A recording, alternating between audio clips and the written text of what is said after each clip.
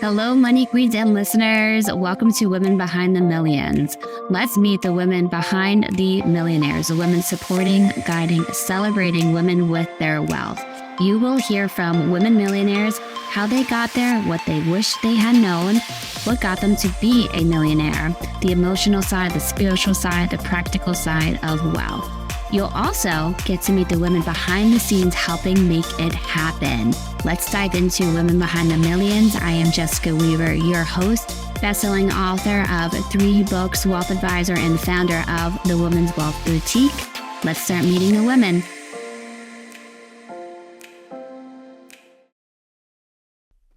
Hello. Welcome to our newest season of Women Behind the Millions, our Rise and Find, really the journey evolution of women as we heal from traumas of our past, maybe generational or childhood relationships, all of that, as we start to take more control over our lives, as we are working the corporate ladder, earning more money, having families, right? And then transitioning over to retirement, right? This season is looking at all the different components of a woman's life, and I love it. I mean, it speaks to a woman's soul. That's really what it's about. And tonight is all around delegating. Woo-hoo, hot topic, ladies. Delegation. Success is exhausting, right? And this is from the author that we're going to interview tonight. Success is exhausting. This is why women tend to play small. We're going to talk about this tonight. Is this a reason? I recently had the privilege of seeing Katie K speak, author of The Confidence Code. She is a huge advocate for women, especially corporate women. And she said the number of women in the C-suite is on the decline. And she brought up this notion of power and how power in the traditional sense is more scarcity minded. It's kind of a one-sum winner. I'm going to win. I'm going to have control and power over you, right? Kind of dominate. Then there's person above, there's that hierarchy, and then somebody below. Where that's not really the sense of power. That doesn't have to be the definition of power. Power can be allowing yourself to be authentic, can be allowing yourself, even myself, having 2 companies, the Pink Fix Productions and the Wealth Boutique. To me, power allows me to employ people and empower them and invest into their careers and their growth, being able to pay them well, right? That's a sense, to me, that's power. And that's more of the expansion version of success and power, I would say, where we're kind of raising everybody up together. And that's really where I would love for our conversation to go tonight. So I'm curious if you, as you were watching, listening to this, do you feel power, success being too much responsibility, too exhausting, too much on your plate? I can't even think about adding one more thing to it. And then sometimes we shy away from success. We want it, but at what sacrifice? At what cost do we want? Do we want that next job promotion, that higher raise, that being in the C-suite as well? And so I'm going to start us off with a prayer to just be in alignment with our conversation tonight. Lord, may we rise up, find the right people to help us, stay true to ourselves and to our goals, and learn how we want to lead. And switching delegation to really leading, taking charge, taking control to relinquish the control of the small little tasks for it. And I'm just going to read you a little bit as we're going to introduce tonight's author who we're interviewing tonight. Her chapter titled, "You Don't Have to Do It All to Have It All." Ooh, it's going to spark some interest. But the quote she starts her chapter off with, I love this quote. "As women achieve power, the barriers will fall. As society sees what women can do, as women see what women can do, there will be more women out there doing things, and we'll all be better off for it." Sandra Day O'Connor. So the question tonight is, can we have it all? At what sacrifice can we have it all? At what cost? Do we have to do it all to have it all? And with that, I'm going to introduce tonight's guest. So tonight's guest, Jamie Van Cuyk, is the owner of Growing Your Team. She's an expert in hiring teams out. I mean, this, ladies, let's be honest, this is a weak spot for us women. Hiring, then having to have confrontations, right? Managing a team. Oh, it gives us so much anxiety. By learning the dynamics of each company and their specific needs, Jamie provides bespoke hiring frameworks and comprehensive guidance that helps women entrepreneurs the confidence to hire like a pro, right? We're not an expert in interviewing. I hate interviewing people. It is painful to me, but I can see how having somebody like Jamie Van Cuyk there to help us take that burden off of us, show us what it's like, would be huge. I often speak about how us women, we don't have a lot of training in being a boss or being a leader. It's very, very minimal. Maybe growing up in sports or Girl Scouts, right? But it's really peer-to-peer, right? It's you and your friends. There's not much else out there for it. I remember sophomore year in college, they made all of the sophomore athletes go through a leadership training. I couldn't even tell you what we did. It felt like a waste of time at the moment back then. I'm sure there was some good pieces too, but there needs to be more of that. There needs to be more of, how do you take control over a room? How do you switch the energy? How do you have confrontations? How do you interview people? And Jamie, let me tell you, I did some research on her for this interview. She has amazing social media. We're going to talk about that too. She gives you tips on how to, if you're being the interviewer or the interviewee, right? How do you show up? How do you have these conversations? How do you put your best foot forward as well? So with that, we are going to bring Jamie onto the stage tonight. Hello, Jamie. Welcome to Women Behind the Million. Hello. Thank you for having me.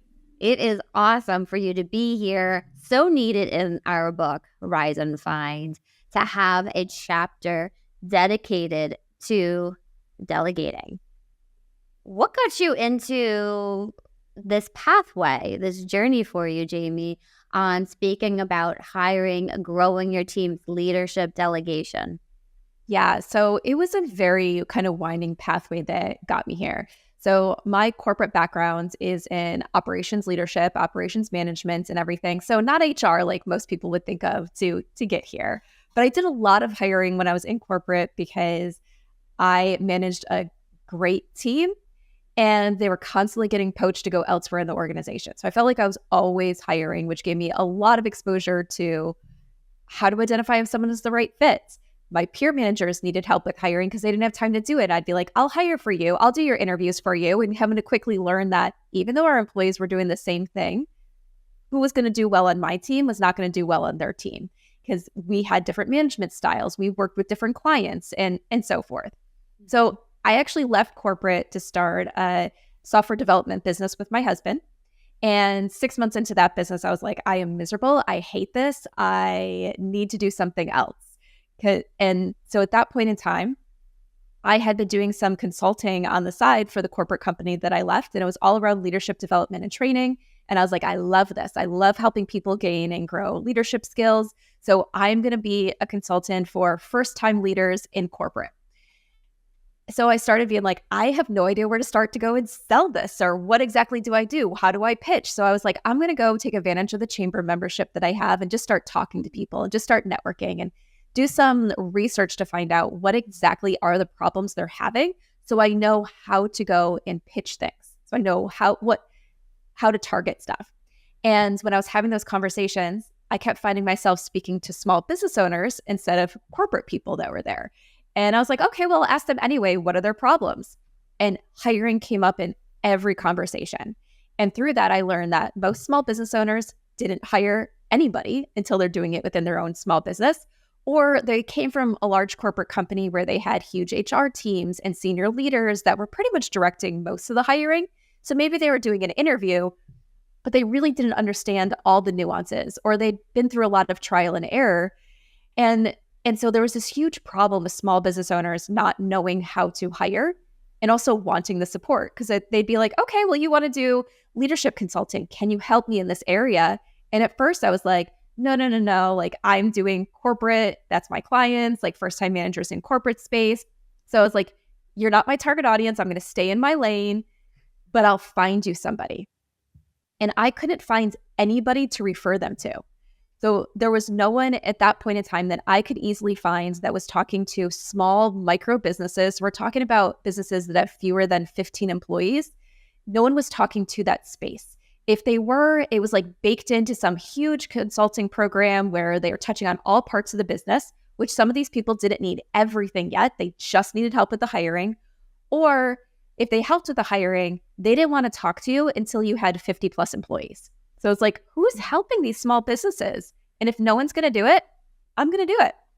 They need it. I mean, they desperately, being in that pool of people, yeah, it's very overwhelming for them to hire and to create a system to repeat that process as well for it. So one, thank you for stepping up and taking care of us on the smaller end.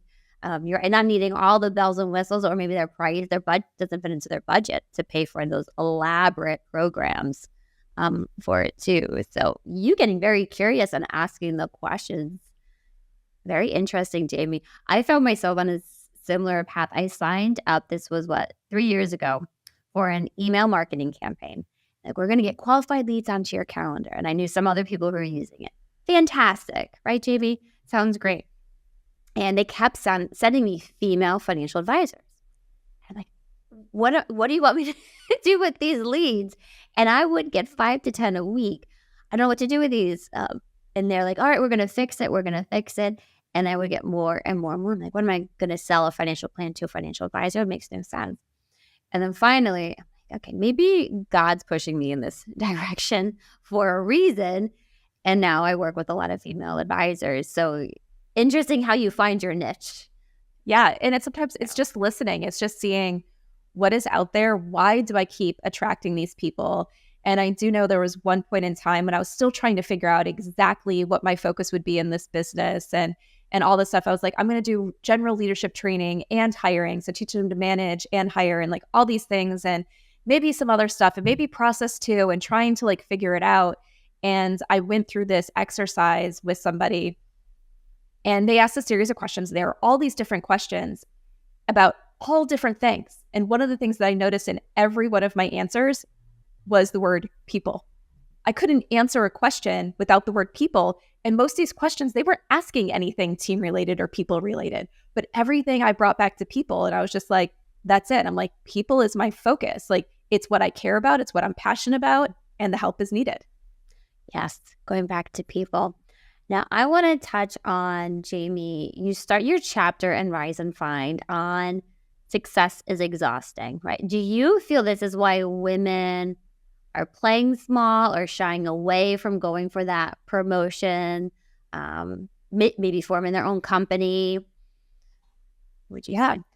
Yeah, I think success as a woman is so exhausting because we are taught to do it all. You got to do it all. Just add more to your plate. You can do this and you can do that. Not choose. You can do it all. You can do it all. It's, it's like I can do what you could do and I can do it better and I can do it while I'm doing 5 other things. It's like we've been hearing that over and over and over again as women. It's like just do it all. We can take care of children and have a career. We can have a clean house, an organized house, and have a career and have children and have fun. And we need to stay in shape and we need to eat healthy. And it's always this and. And it's like, where does the and stop? So success is exhausting because we just keep piling more onto our plates without ever letting go because it's ingrained in us that letting go means that we can't do it. Not that we shouldn't do it, but that we can't do it. And we are afraid to have that sign of failure. Yes, we just ran our painful, that's how I felt like as you're talking about it. Yes. And we have you, Jamie, on Women Behind the Millions right after we had Michelle, who talks about the equitable distribution of parenting, because I feel these conversations they're going hand in hand. Whereas you said, right, we can be a mom and look at this amazing opportunity. We can go out and work, but nothing changed at home. Right. Well, and it's like one of those things, like my husband is very involved when it comes to the kids. He shows up for every parent-teacher conference. He's sending emails to the school when the kids are out. But if the school's going to call somebody, who do they call? Me. And I got to a point where I had to remind the school, my kids have a father as well. I have a career just like he has a career. His job is actually a little bit more flexible nowadays than mine. Can you call him too to come pick up the kids? Yeah. Yes. Is amen. And that's exactly what Michelle said, right? It's always the mom is the go-to person, and it's changing that framework at school. She gave a similar example where it was a stay-at-home dad, and he had to keep reminding the school nurse to call him, not his wife who was at work. I guess these norms that have to change as well. How do you feel about women? How do women feel about delegating? Are we reluctant to it? Are we embracing it? Where are we falling? So I feel like we're still at a point where we're very reluctant to it. You know, there's things that hold us back. There's a lot of those mindset challenges and fears that hold us back. And even when we do let go, we don't let go of everything that we need, or we don't let go of the control of that item. So it's like someone else is doing it, but we're still holding on to all like the mental load that goes around it. So it's like they might be executing the task, but we made sure that they could execute the task, and we made sure it was done correctly after the fact. So we're really not letting go of the task. Like micromanaging? Yeah, in a way. Yeah. But then it also taking up mental space because we're still thinking about it and making sure we follow up with them around. I mean, you just nailed me to a T. Yes. And it's one of those things that like I typically work with businesses that have fewer than 15 employees, but I was working with a 200-person organization at one point in time. And so 200 employees on staff. And the CEO, who was a woman, was still holding on to so much decision-making and so much strategic thinking that we took her role and split it into 3 full-time roles because she thought she was good because she had delegated a lot of the daily execution stuff. And she had managers that were overseeing the people doing the daily execution stuff. But she was still making all decisions. Every decision within the organization, involved in every strategic plan, everything for every department. And she was wondering why she was so burned out. It was just like, yes, you might have delegated the execution, but you're still involved way more than you should be in everything that happens in this organization. Too involved. Wow. That's crazy. 3 full-time positions. You brought up something that's come up before on this show, decision fatigue.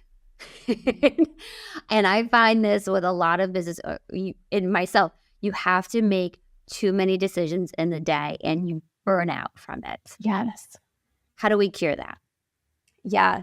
So part of it is letting go of it has to be done my way.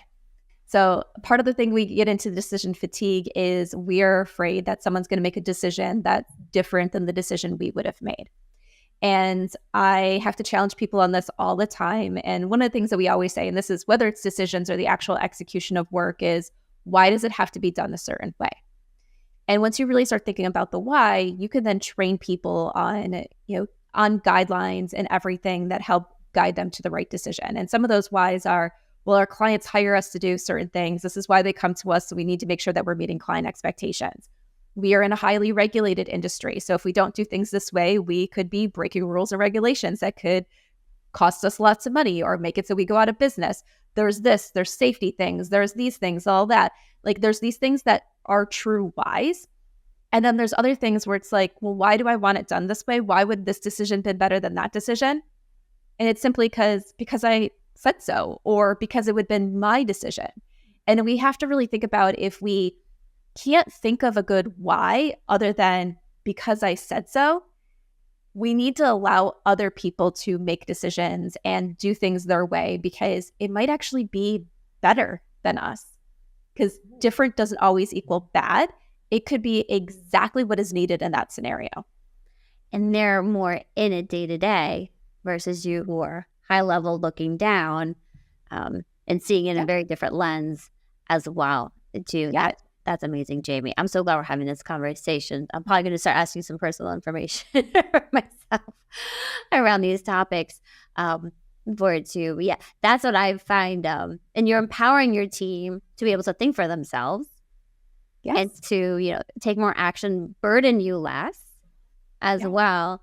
And I had the recent realization, like, and you need to give your team space to make some mistakes so that they can learn and grow from them, because eventually they're going to be them managing people as well, so they can see both sides too. You got to give them some leeway as well to grow into their position.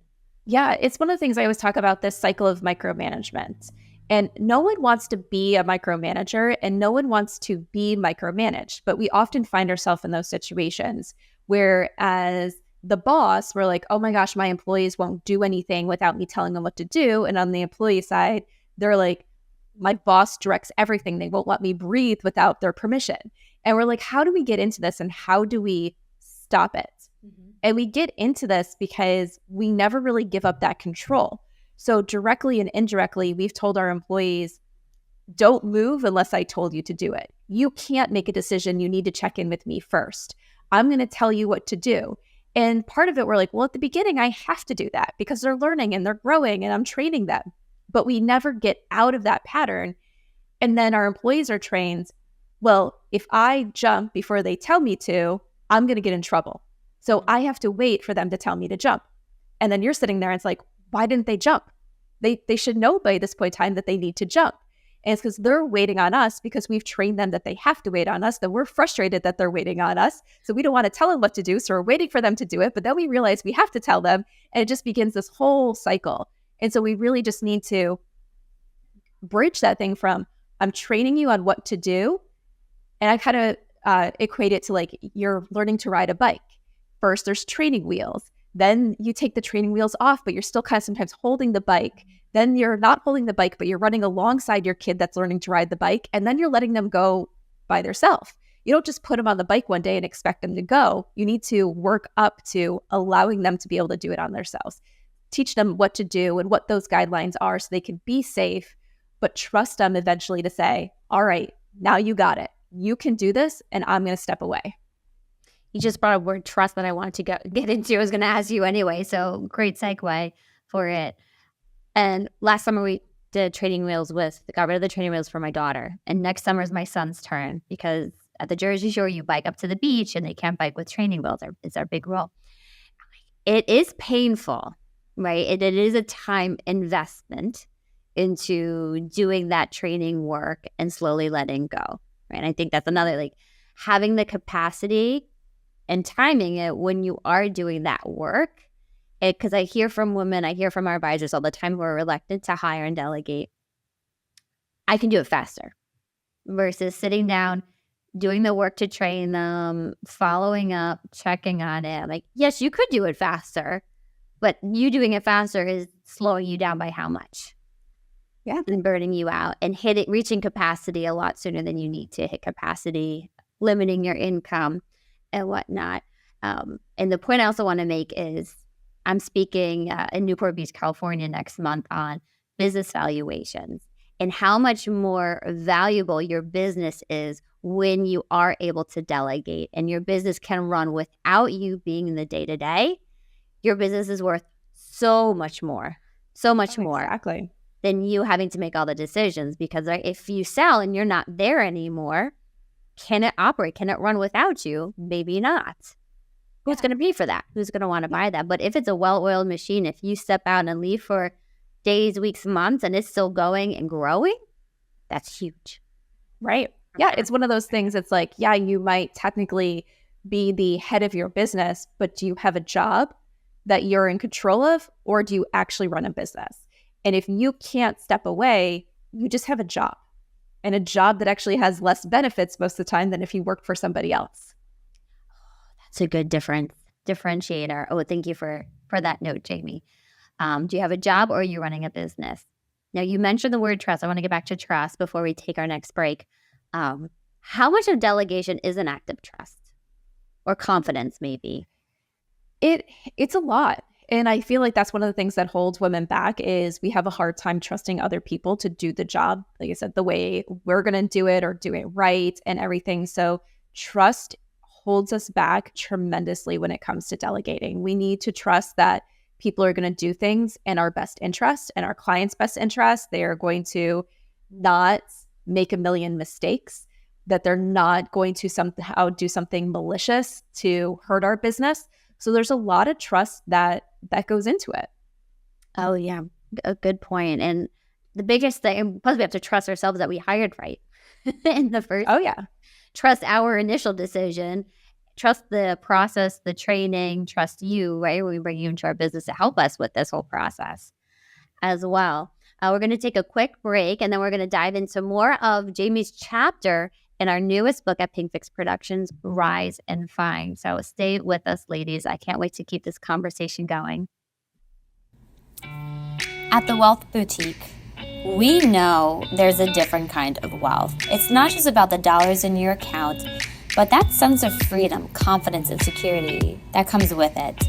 We know that money isn't just about the math. It's so deeply intertwined with your emotions, values, aspirations. And it's your time. For too damn long, society has whispered in your ear, planting seeds of shame, guilt, greed, embarrassment around money. But here we say and do something different. We give you permission to be who you are meant to be, to spend where it feels good, and to invest where your heart is. Our female-focused team of advisors understands the unique financial journeys of women, couples, and their families. We're not here to just talk numbers. We're here to help you craft your own financial triumph story, one that reflects your goals and values. We open up our arms at the Wealth Boutique to guide you, be your confidant, your advocate, your ally, whether it's your retirement, financial plan, or estate plan. Let's craft your unique story and get started. All right, we are back with Jamie Van Cuyk talking about delegation, ladies. Success is exhausting. There's too many things, right? I want to do that next level, career or business or client, but where does it fit in on my plate? And that's where delegating comes in. As Jamie says, you can have it all, but you can't do it all in order to have it all. So, Jamie, I was reading about you. You have a lot of fun hobbies. You are a winemaker. Yes. You are a rock climber, an aerial dancer. So do you feel, you seem to have a very robust life, that you have mastered the art of delegation? Oh, goodness. Mastered it? Probably not completely, but I do the best I can.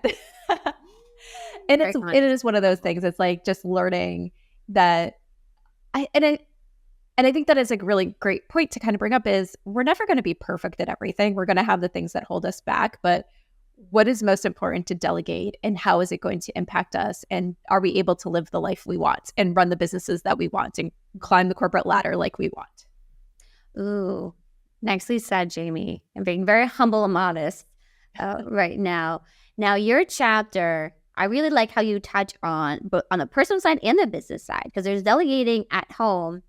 And since you're backing up Michelle when we talk about parenting and how everything's falling on the mom, usually, again, typically, and she's trying to offload things to the dad, but he might be at capacity. And that's where at home delegation comes into play. So talk to us about delegating in the home for a little bit. Yeah. So what you mentioned is a really important thing. When most women are overwhelmed at home, one of the first places they look is their significant other. Why isn't he doing this? Or why aren't they picking up the dishes and doing the dishes? And some of it is they're exhausted too. And I think sometimes we say, but it's just not fair, because I would say probably any woman who has lived with a man can say our exhaustion levels when it comes to chores and picking up stuff around the house and doing the mental load or carrying the mental load is not even. But it doesn't mean that they're not also exhausted. And it doesn't mean that just because you want to get something off your plate, that they can put it onto their plate. So when it comes to delegating at home, sometimes we really have to look at paying someone to do this work for us. And there's all different ways that you can do this. It can be a house cleaner that comes as little as once a month to every week, or whatever it is that you need, where it just helps. Like that was one of the first things. Well, I wouldn't say the first thing, but one of the things that we did early on to start freeing up our time. We had 2 little kids. We were both working jobs, working lots of hours. We wanted to spend time with our kids. And then we'd have to clean the bathrooms on the weekends. We'd have to do this. We'd have to mop the floors. And then in order to mop the floors, you have to remove everything from the floors. And when you have kids around, by the time you remove everything to go mop the floors, the kids have brought stuff back out. And you're just like, oh my gosh, when is the last time I actually mopped and vacuumed the floors? And then we were cleaning in piecemeal. So it's like today I'm going to do the bathroom. Tomorrow I'm going to do the other bathroom. Then I'm going to do the kitchen. And it was just exhausting. Or the other thing that was going on in my house is my husband is the type of person that he likes to wake up and then slowly get moving on a weekend morning, which means he's going to lay on the couch and play some video games, and he's going to do this and going to do that. And maybe around noon, he's going to get up and actually be productive. Where me, I'm the person that as soon as my feet hit the floor, I am being productive because I want to get this stuff off my to-do list so I can relax later in the day, which caused this huge conflict because I am cleaning while he's relaxing. And then by the time he's ready to do stuff, the cleaning's done because I did it, but then I feel like it's all on me. So we hired a housekeeper that at first just came in twice a month. So every other week, clean the bathrooms, clean the floors, clean the kitchen. And it was just so nice to not have to worry about those things. So we were doing the daily cleaning and organizing that needs to get done. But the deep cleaning, it was all done for us. It was amazing. Yep. That was the first. And I planted the seed with my husband because, and I find this with men, you need to plant the seed like 6 months to a year ahead of time. When I got pregnant, I'm like, when the baby comes, we are hiring a housekeeper. No, we're not. But then, as you said, you quickly see how much extra cleaning, extra laundry, extra everything happens when you add children to a household. Well, it's not just the extra. It's you also want to spend time with that child. Like, so it's all that stuff. But like you said, planting the seeds, when we moved into the house where we live, before that, when we were in the area, we were living in apartments. So this was a house. So we'd actually have a yard to take care of. And I said, first thing, I was like, I will never mow this yard. I was like, so you can do it or we can hire someone, but I am never mowing this yard. And that was back to like in my childhood, my parents would sometimes own lots of properties with different apartments and stuff like that. And the one was on, I think it was like 11-acre property. And my brother and I would be dragged so many times on the weekends to go help mow this lawn. And it'd be like an all-day project. And I'm like, I've spent enough hours mowing lawns. I am not doing it at all. And so first he did it. And then he was like, we live in Florida. It's extremely hot. Like he works during the week. So he only has Saturday to go do it. And then it's midday. And so he quickly learned he didn't want to do it either. So he wasn't giving it to me. So we hired somebody. It's a great example. I've noticed, I've always used to, I'm allergic to grass. I'm like, I can't mow the lawn. I'll break out in hives every time. I'll have an asthma attack. But also some spouses are short-term focused and some are long-term focused. So they're thinking of the long-term tasks. You're focused on the day-to-day tasks. So like, why aren't they doing more of the day-to-day? And they're like, why aren't they helping out with the long-term? It's just a difference of how people approach things as well for it. So coming together, if none of us have capacity for it, we need to bring somebody in. And there are people happily there to take it off your plate. How about like, where should people, I'm ready to start delegating. I know I'm at capacity or I'm beyond capacity because I'm guessing when they come to you, Jamie, they're past that point already. Right. Yeah. They know they're past capacity. Where do we start? Yeah. So the first thing is really identifying like what part of your life you should delegate in. So if we're looking at things like, should I delegate at the office or should I delegate at home? You have to think about where is causing you the most stress. If you're like, okay, I work a decent amount of hours per week, but I come home and as soon as I walk in that door, I'm stressed out by all the chores that I have to do. Then start delegating at home because that's going to cause you the most relief. If you are working around the clock constantly, you feel like you're never catching up at work and you have the ability to delegate at the office, whether you own your own business or whether you're able to help convince them in the budget that you need an assistant or something like that, then start delegating at the office. Once you really figure out what part of your life to delegate in, it's time to start creating a list of what tasks you could delegate. And so I always say with this list, start creating it first. What always gets pushed off your to-do list, but you're always frustrated because it doesn't get done. So those things list on your list. What would you like there to be 2 of? Because you'd be able to do things better, more efficiently and stuff like that if you had a clone. Start thinking of those things. What do you hate? What do you know has to get done? You do it because you have to do it, but you hate doing it all the time. So just start creating a list of all those things that would really be great for someone else to do. Then start prioritizing it. What would the impact be to give this to somebody else? and someone who's going to do it perfectly. So you don't have to think about, oh my gosh, are they going to do it right? Am I going to have to train them? Someone that you could just hand it over today and they would do it exactly as you wanted it to get done. Once you start prioritizing things, you should easily see that some stuff will pop to the top of the list. That delegating this item is going to have the biggest impact on me, the biggest positive impact, or when you're paying someone, the biggest sometimes financial return on your investment. Those are the things to start with. Start delegating in those areas. And depending on what it is, you can add other things to make it a bigger position, or you can just start with that one thing. Because when you delegate, you don't have to delegate everything at once. You can start small and work your way up, even in business.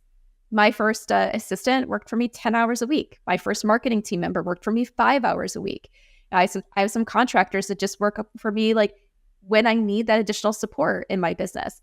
I didn't jump to a full-time team member in my business because I didn't need one and I couldn't afford one yet. So you can start small with delegating. Like I said, even at home with a housekeeper, you could have someone come once a month at first, and that will make a huge difference. And then you can increase to every other week or every week, depending on what your needs are. Ooh, you bring up a good point. People think, right, it's got to be all or nothing, full-time, nothing but a few hours a week. And there are people happily, especially in this virtual world, that can do a lot of those things, especially when it comes to business. A few hours, well, like what would you do if you had 5 hours of your time back a week? And really, what is that 1 hour of your time worth? Yeah. It's probably worth more than hiring somebody for $25, $30 an hour to do it. Well, if you think about it, it's like when you work with a client, if you charge an hourly rate, how much do you charge when you're working with a client? So, for example, let's say you charge $200 an hour. Well, if you can meet one more client and you're making $200 in that hour, but you're going to pay someone to do work and it's going to cost you $30 in that hour to pay them, you're still $170 ahead. Yes, that's amazing. Yeah, exactly. We need to have that mentally in our brain through it.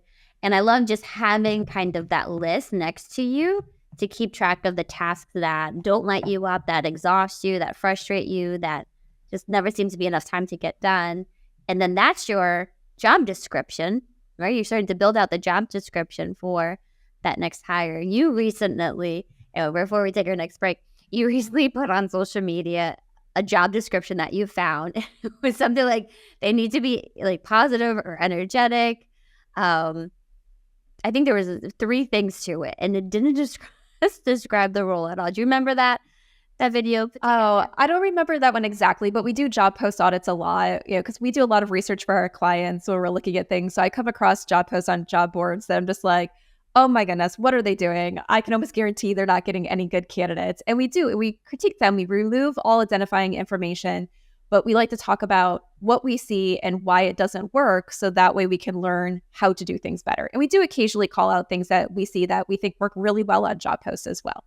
I was going to say before break, what's a really good way to beef up a job description? So the number one way to do it is you want to speak directly to your ideal candidate. So don't worry about making it generic and speaking to everyone. You want to speak to your ideal candidate. If you need someone who is extremely detail-oriented and loves working with people, you need to call out those things. We love to use language like this position is for you if the ideal candidate for this position is, and describe that person. So that way the person who's reading that can either say, yes, you just described me, or no, that's not me. I'm not going to apply. Let me move on. Ooh, very good. Very helpful. Thank you so much, Jamie. We're going to ask Jamie our 3 key questions when we come back with another episode of Women Behind the Million. So stay with us, ladies. At PinkFix Production, your story matters. Your voice matters. You matter. It is a privilege to hear your story because of the truth behind it. But it also takes a courageous woman to be bold enough to tell their story, knowing some will judge you, but most, yes, most, will applaud you.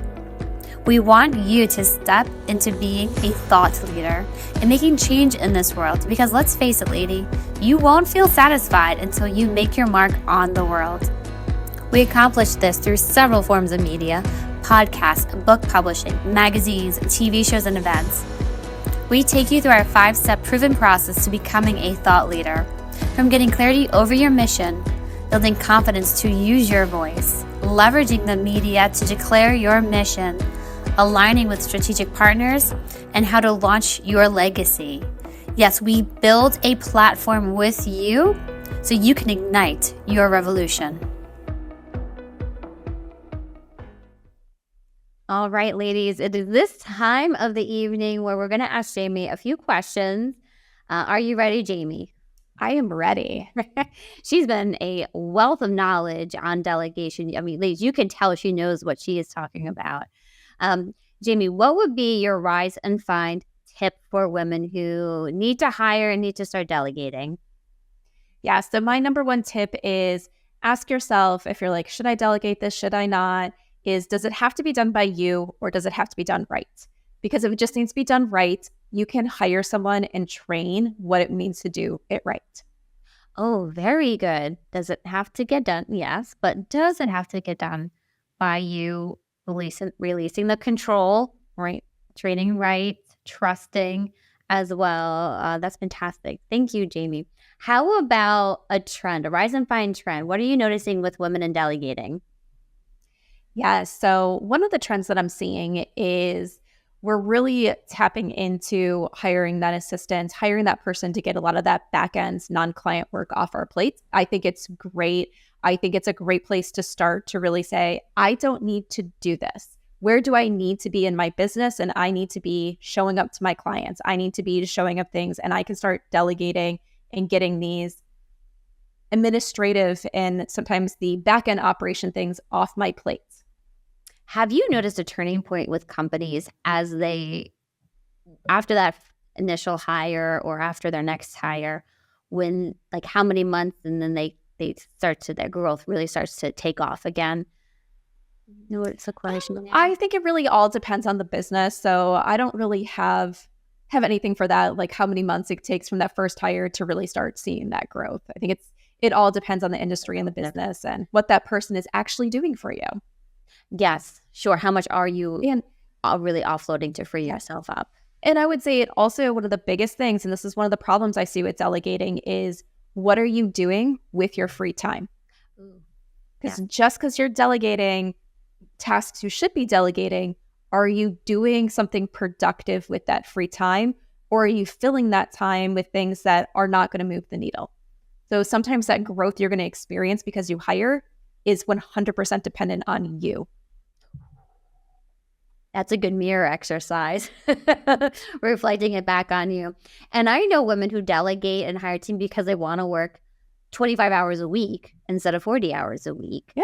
And that is their version of success. And that's fantastic if that's what they want. Yeah, and that's a great measurement. We always talk about there's two types of ROI when it comes to hiring, is either the financial ROI. So is this position making enough money to cover the position and then some? Mm-hmm. Or is it time ROI? And you say, I can cover this position in my current budget. I don't care if I ever earn another dime because I have this position on the team, but I want my time back. And then you really have to be good and clear on that of actually getting your time back and not just filling it with something else that is work related. Sure. Yeah. Keeping yourself honest, almost auditing yourself. Yeah. And two, that's how I find, growing up in the financial industry, I saw my father working evenings, weekends. When I started, I fell right into that same pattern, 2-3 nights a week on top of just the regular hours. And then on Saturdays. And then I have my daughter and my husband, who's a police officer, working nights every other month. We can't keep doing this. So I'm like, how do I get time back? And that brought me to setting up an office in my town. So instead of a 50-minute commute, it's a 5-minute commute. And then hiring, I quickly got hours back. But I've always viewed that as our growth. I need to hire more because I can't work longer hours at the office, having to be the flexible work parent, being able to pick up the kids and whatnot. So sometimes I do sacrifice on the income because I need to build out that team to sustain the growth. So for me, I would say it's a mixture of both. Yep. Move for it as well. Awesome. All right. How about we talked about the trend. We have one more question for you, Jamie, as we're rounding out. All right. We could talk to you forever, I'm sure. But we have someone special who wants to ask you a question. What makes you a woman behind the millions? Ooh, so what makes me a woman behind the millions? One of the things that I will say is I've been very good about this since the very first job I had out of college was kind of putting my money into buckets. But as soon as the paycheck comes in, putting it all into buckets. And my first job out of college, I think I was an independent contractor. So I had to pay my own taxes. And I think I was making $27,000 a year. And I was able to pay all my bills and save up to buy a brand new car and all these things because I was just very conscious about where every dollar was going. And it has also allowed me to be able to do things with my money, like being able to support charities and give back and knowing what I can afford to do for others, because I am very careful about making sure my money is going into the right bucket but still allowing myself to spend and still allowing myself to live a good life. Because one of that buckets has always been from very beginning, a fun account. Very nice, Jamie. Yeah, you follow, Caroline talks about this all the time, right? Living your dream life. And you coincide with her message as well, right? We can have it all, right? When we prioritize, delegate as well for it, but really getting focused. What's that version of success? Is it time? Is it money? Right? Is it growth? Who can help you? How can you delegate it as well? Well, it's been a pleasure spending some time with you tonight. Jamie, here she is, Jamie Van Cuyk. How can people find you, Jamie? Yes, you can go to growingyourteam.com, and there you can access the Growing Your Team podcast or any of the other resources that we have, or learn about how we can support you. And you can also follow us on Instagram. That's where we tend to spend a lot of our time and put out a lot of content. And we're at Growing Your Team. Beautiful. And the book's coming out November 2024. We cannot wait for Rise and Find. What was it like being a contributing author? I love the experience. It's one of those things, like on my bucket list was writing a book and being a part of a book. And I've been scared of the unknown. So being a part of this process allowed me to see what it would be like. So now I'm encouraged to put in my plan to write my own independent book at some time. Ooh, fantastic. I love hearing that, Jamie. You are an amazing writer. Cannot wait for your chapter to come out and Rise and Find, and then setting the stage for the next book as well. Yes. Well, thank you so much for being part of Rise and Find, being part of the Pink Fix community, and being on tonight's episode of Women Behind the Millions. It's been a pleasure. Such a pleasure. Thank you for having me. And thank you all for watching and supporting and sharing Women Behind the Millions and its amazing growth over the last, year and a half. It's been just incredible. Thank you so much. Hey, money queens, looking to get your wealth to that next level, 7, 8, 9 figures? Follow us on Instagram at pinkfixmymoney and at Women's Wealth Boutique for more millionaire money tips.